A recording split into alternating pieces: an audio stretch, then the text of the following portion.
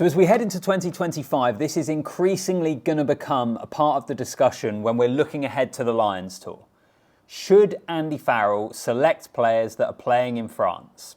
That's the question I've got for you today. I'm going to go through the lie of the land as I see it, the pros, the cons, some of the players playing in France that could potentially be selected on that Lions tour, and try and give you my thoughts on where I am with this question at the moment. And I'll be honest, I'm kind of changing where I originally was, which was going down the route of maybe not selecting those players. But I'll get into all of it and explain it throughout the video. Welcome back to the channel.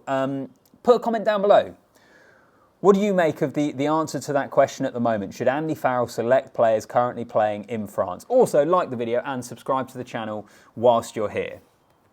So to get through the admin at the start, I suppose, this is the schedule at the moment. So on the 20th of June, the Lions have their farewell match, I suppose. They're playing Argentina in Dublin. That's on the 20th of June.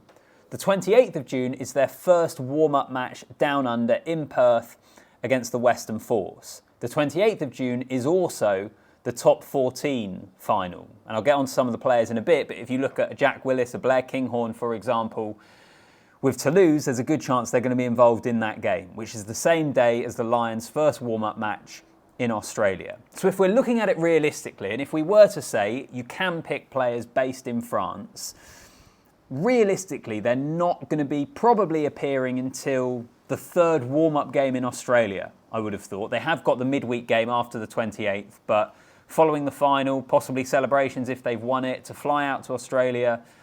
Realistically, I think the earliest we could see any of those France-based players is the 5th of July, at the earliest. So that's 3 games before the first test against the Wallabies. That's kind of the rough schedule of things and where we stand at the moment. So what's the argument for selecting players playing in France? I suppose, naturally, with a Lions tour, you tend to take a pretty big squad, and there will be some players named in the original party who would have been part of the squad for the full amount of time, and even they won't be getting serious minutes until you reach the kind of midway point of the tour in terms of the warm-up games, I suppose. The second, third, fourth kind of warm-up tour games, there'll be some players playing there who haven't played too much previously. Maybe because their own season ended later if they were involved in their domestic finals in the Premiership or the URC, if they had a little niggle in terms of an injury that they were nursing towards the end of the year. So it's not unheard of for players to start playing more rugby as they get into that part of the tour. I suppose also a unique thing with a tour to Australia and the Lions tour coming down under is how much do you learn with the warm-up games? It's always an issue in terms of Australia. You look at, certainly when the Lions go to New Zealand, they are seriously pushed and tested in the warm-up games. They often end up losing a couple of those warm-up games as a result. South Africa is probably somewhere between Australia and New Zealand in terms of how much they're tested, but they still come up against some decent teams. Often when the Lions play in Australia in the warm-up games, they can be quite one-sided, and that may well end up being the case next year. So how much is Andy Farrell truly going to learn from those matches? And therefore, players playing a final and coming back in late on might not be the end of the world. In particular as well, I should say, I know I've mentioned them already, Blair Kinghorn and Jack Willis, 2 names I will come on to in more detail. They are some of the best players in their position available. Jack Willis, you could argue, is the best 7 in the world, one of the best 7s in the world. When you look at his performances for Toulouse in some of the biggest games of all. So those are the arguments as I see it for selecting France-based players. What about against? Well, I suppose this argument is pretty straightforward. It's pretty simple. They'll simply miss too much of the tour. And on Lions tours, as we know, cohesion is absolutely key. We've all watched the documentaries, we've all seen the behind-the-scenes access and the living with the Lions and all that sort of stuff. When you're getting players together from 4 different nations and trying to mould a team into a team that is capable of winning a test series, the cohesion of the team is absolutely crucial. And therefore, do you fall on the side of the amount of game time these players could potentially miss is to the detriment of that aim, I suppose. And those players playing in France won't have played Test rugby, if we're talking about certainly the English players. I think that's a weak argument, personally, because again, particularly looking at the calibre of players that we're talking about here, they have been there and done it. They're playing for some of the best clubs in France. They might be playing in Champions Cup finals. They will be playing top quality rugby. But that is an argument you could put forward that they haven't been playing test match rugby this year or next year as a reason to not select them. So those are kind of that's the lie of the land as far as I can see it. So what camp do you fall into? Are you yes, you select them, or are you no? I am edging towards the answer being yes, you do select them, but with quite an important caveat, which is you only select a couple of players. You can't have a big chunk of your touring party coming from the French system, from the top 14, because they could be arriving so late. It has to be a couple of players that aren't necessarily absolutely nailed on as test starters or being involved in the test match squad, but they're players that you think have a really good chance of making the test match squad. Because otherwise, why would you select them? Why would you bring people out almost midway through the tour, or midway through the warm-up matches, I should probably say, if you don't think they're going to feature in your test match squad for those 3 test matches? I also think, I've got written down here, a Lions tour comes around once every 4 years. You pick your best players and you make it work.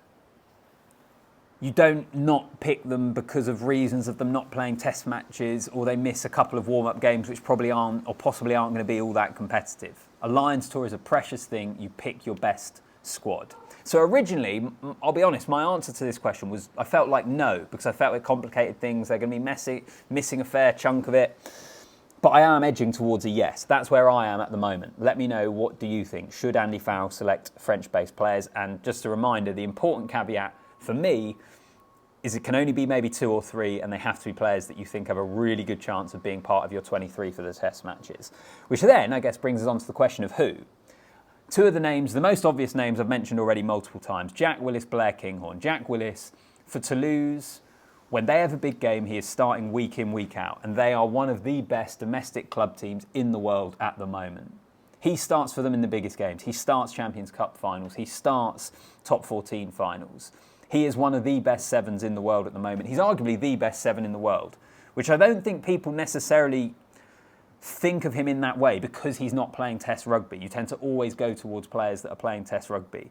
But I think Jack Willis is outstanding, and if you're picking him from France, he gets on the tour. Blair Kinghorn is another one, a player that when he was playing regularly kind of in Scotland, he was a good player, but I think he's kicked on since being with Toulouse. He's another one that will often start for them, partly because Tomo Ramos will play fly half, so then Kinghorn is there at fullback.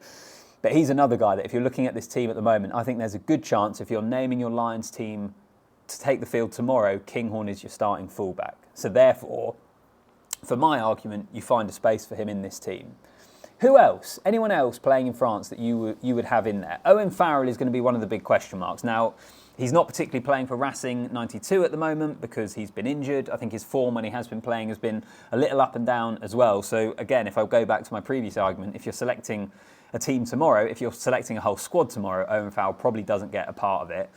But if he does get back to form, does he come in at 10? Because as I spoke about in my video when I named my Lions Matchday 23, a Finn Russell or Marcus Smith, Andy Farrell type fly halves? Maybe they are.